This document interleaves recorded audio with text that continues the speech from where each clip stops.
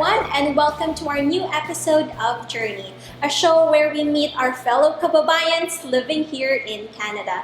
Again, I am your host, your kababayan, Kathleen Cruz. And for today's episode, let's meet Kate Concepcion, who's living here in Vancouver, Canada. Hi, Kat.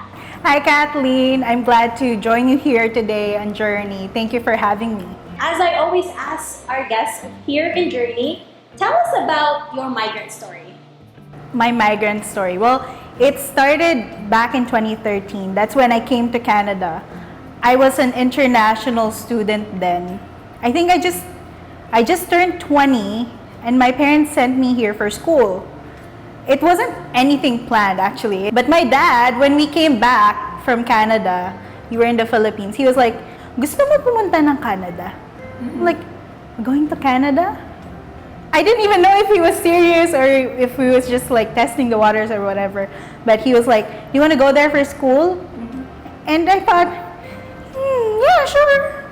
Did you ever ask your parents, why do you have to send me to Canada on my own to study?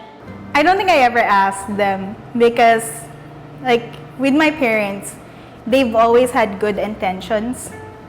I have like high regard with their decisions. I respect them so much that if they think something would be good for me, I just don't question it because I know they have good intentions and I just trust that there'll be something good for me. Without exactly knowing what was waiting for her, she still decided to pursue her schooling in Canada. So at first, I was doing my application. I took an IELTS exam. I did all of those things. I applied for school here. So there was that initial application that I did that got denied. So during that whole process of applying for a study permit in Canada, wasn't hard. Yes. Probably the easiest part of it because I was just distracted with how I'm supposed to complete this whole thing. And it wasn't easy applying because there's a lot of documents, there's a lot of things you have to prove. So when I came here, I was already on my third year of engineering in the Philippines. And coming here, I thought I could just continue.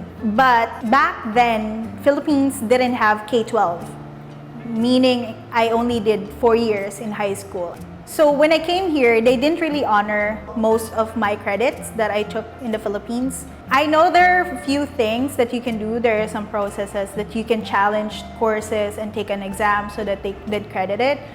It's different per school, but like back then, in my case, I would have had to go back to square one, meaning whatever those courses were on my first year of college, I had to take on my first year here. And I think that made it more difficult when it comes to like education experience for me. Because even the curriculum were different from the Philippines. In the Philippines, you just follow a program. Everything's like a program. Here, it's either you do a university transfer or you follow a program, a certain curriculum. It's up to you. I didn't know that. I thought, okay, when I go there, they tell me what courses I need to take. It wasn't like that. So those are the things you need to consider before applying for sure so that you can plan it ahead of time. But when you're here in Canada, how is it living away from home? What was keeping me awake was that, okay, it's starting to sink in. I'm away from my family. I'm on my own. I miss my mom. I think I have a blanket that she used that I didn't wash right away because I can smell her perfume, her scent. I would call them on my first night and I think 2 minutes, 3 minutes in, I would already be tearing up. I didn't want anyone to think that I was sad or maybe I was also in denial that I didn't think about it, I didn't think it through. But more importantly, I didn't want my parents to know that I was really lonely, even though I know they know. Have you ever considered your family lives in the Philippines? Should I just stay or should I just leave Canada? Many times. I probably thought about it once every year. Or maybe more. Because even though you adjust along the way, it's still different. There'd be times when it would have just been easier if your family were with you. But, you know, over the years, you meet friends, and friends who become family, and then you start your own circle here. You become part of a community. Those decisions of whether you stay or you leave, it becomes easier, because back then it was more difficult because you didn't know what it would be like for you here. But because you start to build your own life here, then the decision becomes easier, because you know now what it's like to be in Canada, and you already know what it was like to be in the Philippines. So balancing those out becomes easier over the years. With that journey, where are you at right now? So now, after a few years, I was able to work.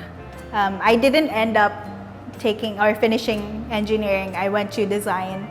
I'm now working with a design firm, and I think I've adjusted well, for sure, because the things I've learned here, like for example, in the Philippines, we kind of have an idea of what the value of your money is. But for me then, I didn't know if something was expensive. I didn't know if something was cheap. When I came here, it's the same thing. I didn't know if I had no idea, but I've learned to value money at the same time. Because now I know, like when I've adjusted, okay, I shouldn't go there. I should buy my stuff here. I should get this from here. Do you ever regret living here in Canada or moving? There'd be times when I think about, what if I just stayed in the Philippines? What would I have been doing now? Like, would I still be? Because my original plan was, okay, I'll finish my engineering. I still don't want to work then.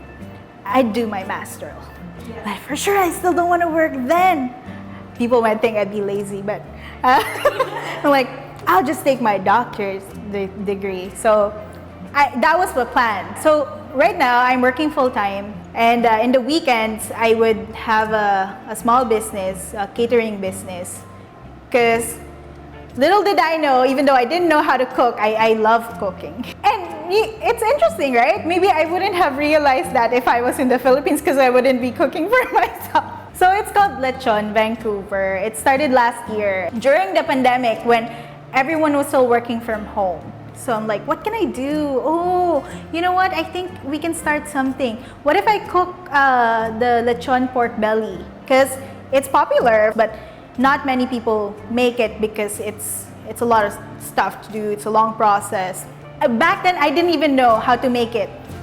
So starting up a business that I didn't even know how to cook the lechon, and people started ordering out of Marketplace. And it started with like 2 orders, 3 orders. Little did I know, I was cooking more than 20 a day. So I am considering like looking for a permanent or a place to lease, at least a commissary kitchen. Do you still feel homesick? I still feel homesick every now and then. Because there'd be times when you go through something and you realize you're far from your family. It's not that easy to reach out. And there'll be times when you are going through something, but you wouldn't want to reach out anyway because you don't want them to worry about you. Where is home for you? Home is where my family is. So whether or not it be in the Philippines or in Canada, I'm married, so I have my own family here now. Canada will always be a home to me. But since I still have family in the Philippines, whenever I would come to the Philippines, I would be coming home. I would be coming home to my family. Join us next time here on Journey, Stories of Filipinos in Canada.